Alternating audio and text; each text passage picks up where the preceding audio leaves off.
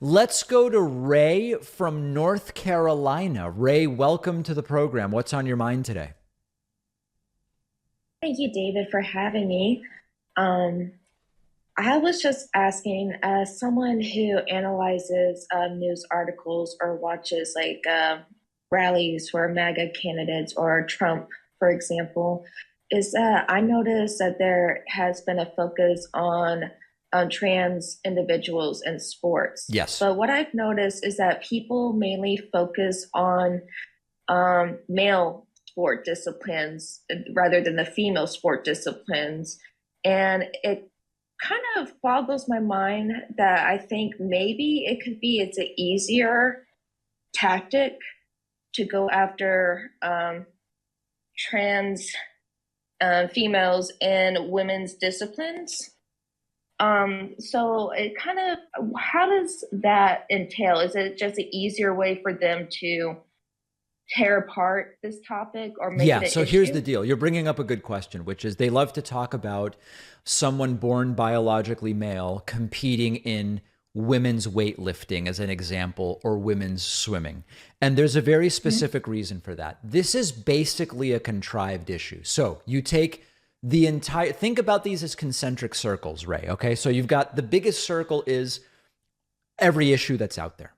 Within that, Mhm. you have issues affecting American politics. Within that, you have social issues. Within that, you have LGBTQ. Within that, you have trans issues. Within that, you have trans sports.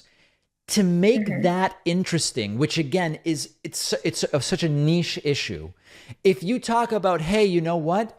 This person who was born biologically female and identifies now as a man, they want to try out for men's ice hockey. All right, well, Mhm. who cares? Let them. I mean, it's like it's not a compelling story. It's not interesting. Let them try out, and most people would say if they're strong enough and physically big enough and whatever to make the team, let them play in the ice hockey. Who cares? So even within trans sports, you have to pick essentially women's sports in which physical size and strength makes a difference and only focus on those. There are states like in South Dakota where there is not even a single instance of this being an issue, as Scott Galloway told us last week, and they want to pass Mhm. laws about it. So you are exactly right. They are picking what they believe to be the most titillating based on the idea of this 6'5" individual born biologically male weightlifting against a 5 foot tall woman or something like that, because they have to do that, because most of the examples we would all kind of go, I don't know, it just seems fine. Who really cares, you know? Yeah, I agree with that. But I would think if the narrative of it could be kind of if somehow uh if an individual that was born female and one in a male sports, for example, wouldn't they themselves try to be outraged by it, or they just Maybe they accept would. I it mean, as a that would be super interesting. Like imagine a situation where a trans man competed in weightlifting, in the men's weightlifting, and won. I don't know what they would say. They probably would figure out a way to be outraged. I don't know. They would say, "Oh, I don't know, the performance enhancing drugs," or I don't know what they would say. It's an interesting question.